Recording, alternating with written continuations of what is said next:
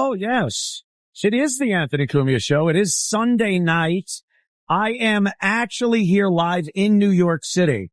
I'm beside myself, I think they call that. Beside myself that this is actually happening. I'm doing broadcast radio.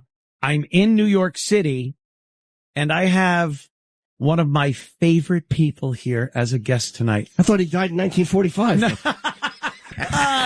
Yes, the inimitable voice of my guest for the entire show.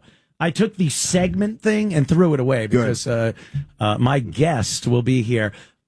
Comedian extraordinaire, actor mediocre, and a good friend of mine, Jim Norton. Jimmy. Delighted. I am, like I said, I'm stunned that this is even a thing. It is crazy. We're on radio in New York again and looking out the window at car. Like, it's so bizarre to be on regular radio in New York. It is. And I was thinking about that. The last time this happened was K-Rock. I think that was the last time we were on broadcast radio together. We would do K-Rock in the morning and then do the walkover to XM satellite radio. And that was many, many years ago. I remember that you had to put the shopping cart had to be pushed and all the equipment. It was such a nightmare. Oh, it had like some kind of archaic satellite system in it. And, yes, Steve would, push it. And you would buy inappropriate magazines from the magazine stands. That's right. And something inches. Yeah. Yeah, it was really fun, but it was inconvenient. It kind of, broke the show up a little bit. Some days were great. Yes. Some were like, oh my God, get us over to the studio. But Rich Voss used to stop at some of the restaurants along the way and do impromptu, spontaneous stand-up for people that, it was early in the morning. They're just trying to get their bagel and coffee. And they're like, sir, what are you eating there, sir? And the last thing they wanted was just to be teased by an abrasive man. Yes. He's just so abrasive. Even when people like him, they don't really like him because he's just abrasive. No. So if you're minding your business, having your coffee in the morning, that's the last thing you want. My voice is a little scratchy. You can tell I'm a little cold. Oh, what was hitting the back of her? There he goes. Oh, boy. Not what you think. Just, dab it in a little NyQuil and shove it back there and see how you do. Yeah, I'm a little clogged. Like that. Also, E-Rock is sitting in just to watch, but I have to acknowledge that he's here. E-Rock's been such a part of our satellite radio thing over the course of the years, and then he was working with me over at Compound Media for almost a decade. So, E-Rock, how are you, sir? I'm good. I'm here because I didn't think you'd have enough to make fun of for 3 hours, so I figured I might as well come in. And fodder. Yes. Fodder. I'm trying to put up a fodder for a feeder. Fodder every day. It's so mean, I know. Hold on a second. I'm trying to put up a little post. Oh, you're posting on social media? I really am an old man at this point. I got my glasses on. I'm hitting the wrong buttons. I'm panicking. It's so hard to keep up with it, and you don't want to. If you make one mistake, you could be brilliant at posting in the internet. If you make one mistake in front of people, it's like, okay, boomer. Yeah. All right, boomer. It happened. I was doing a sales meeting here from my house, and it works every single time. And then I'm there on camera going, wait, they can't hear me, and it's just me pushing and trying to sign language the sponsor and the sales staff, and I'm like, wait, 1 minute, I got it. I'm just I look like a buffoon. Plus the plus 24 font size on the phone doesn't help either. Yeah, well, that's, but I got my crazy big glasses. These are my Sheriff Chief Brody glasses from Jaws. God, they are Chief Brody glasses. Yes, that's awesome. It's hope you have a quint ending. Jimmy. I know, it's so good. It really is. It's been so long. Yeah. And like I said, I wasn't looking for a gig. Sure. And they in their infinite wisdom here, they decided to hire me because you were over at Sirius XM satellite radio with the Opie and Anthony show. Yep. And back in 2014, I guess it was, I got the boot. It was July 4th weekend. Yes. We were off. I remember where I was when my ex Jen called me and told me that something happened. What was her birth name? Well, it's funny because that is who I was on a date with. Not Jen, but let's just say another young lady. Oh, okay. Yes. Wow, it goes back that far. God Almighty! Wait, not with Nikki. It was another girl, but yeah, it's just before I met Nikki. Okay. So yeah, it was, back then I remember because I had just also bought a brand new Jaguar. Because the money's just rolling in. Nothing can stop us. Da, da, da, da, da. And I'm like, oh, God, what am I going to do? It was like, I talk about not having regrets, and it's easier when once you go through, especially years, to look back and go, well, I'm happy where I am now and what's going on. But at that moment, and you were through one of those also at NEW when we got fired for the Sex for Sam St. Pat's Cathedral debacle. And there's nothing worse than right when it happens. And our agent calls and goes, they're terminating you. You're like, oh my God, what am I going to do? Did I screw this up? Am I going to be back on a ladder in a rooftop putting in air conditioning and heating? It was frightening. Yes. And then you do realize, and it's kind of comforting that in a few years, it takes that long sometimes, you realize like, oh, I wouldn't be where I am now if it wasn't for that. And I always look at it like I'd have been fired 15 more times after that. Yeah. So it doesn't really matter. But it was, that was some stressful times. It is losing a gig. I remember when it happened at NEW. It's terrifying. Yeah. Because you're like, I'm never going to make the money again. I'm never going to make this money. Yeah. I have no future. There's nothing going to happen. Well, and you were right. I was just going to say, I knew I was too long of a setup. I was just about to say, and I was right, but I handed it to you. Thank you. I handed it to you, and then I tied my shoes, and you put it where you should. But it's it's so bizarre when you lose a gig. Like you're like nothing is ever going to come around again. And even now, I'm not with Sirius. I'm not. It wasn't a firing. It was just. It was kind of the way they did it. But when you get that call, like, we're not going to renew. I was like, all right. And it's funny. You miss knowing that the money's there. Yes. But it's nothing in my life has changed. Like nothing. Yeah. I've seen no change whatsoever. But I don't know. Financial stability is a huge thing. Yeah. And having a steady check come in, you almost take it for granted after a while, and you don't realize that. Well, I might not need that, and it gives you a little bit of power over your future. You can go on and do what you want to do. But like E-Rock has been the rat of XM satellite radio, Sirius XM. He tells me everything going on, and it's great because they just are making terrible decisions as far as talent goes, and the whole thing of getting a celebrity with a name. Just stick with you. Absolutely. I'm nothing that will help you. Not at all. I'm trying to say it without cursing. It is a little tough. It right? certainly is challenging. What else starts with C? Yeah, but that's what I've noticed over the course of the years is like when we went there, it was such a change from radio, especially XM more than Sirius. But it was like this big change, and they were all about not doing what radio does.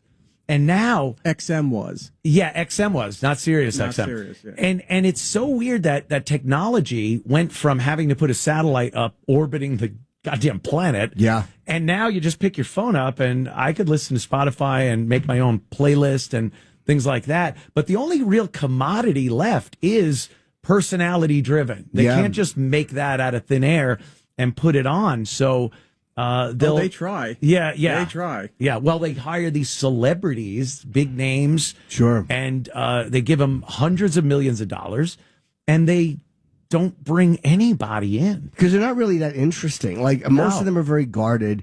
Like, they haven't had to make a living talking about their personal life on slow news days. Right. Like, the most garbage comes out, like, when nothing's going on in August. And podcasting, too. I don't even think of that as broadcasting per se. It just seems like it's a whole different animal. It is, and the one I started one right after because I was allowed to because there was no radio. Yeah. You got a no compete? Yes, I do. Oh, no, I'm kidding. I'm saying that they did during the thing. They wouldn't let me do my podcast. So like once it's over, you can do what you want. They tried pulling that on me. Really? Yeah, I told them to go F themselves, and then they fired me. Oh. Yeah, I was doing the compound thing from the basement, and they had a problem with it. And then I went in and it's nothing like the radio show. Right. this is, again, bring up 1945. It was just fun. It was a fun thing, the hobby that I was doing in the basement. But do you remember we were trying to figure out, like, on snow days and stuff, he could do the show from there, so he doesn't have to come in. And that was like, how they couldn't even fathom that. Yeah. Now they don't even watch you in their studios. No, they don't want anyone there anymore, because then they could go, well, you're not even using our studio, so we could pay you less. And that's what they do. These breaks, by the way, it's weird going into commercial break, but they're not nearly as bad as they used to be. Like, they used to be long. Oh, these are actually pretty tolerable. Ever. Yeah, these aren't bad at all. Yeah. I love the Cars for Kids, so I can't get enough of that. I keep going down the hall just to try to hope someone's playing it. I had it on my iPod. Great joke in 2007. Fat-breasted idiot. I just don't like the Cars 4 part.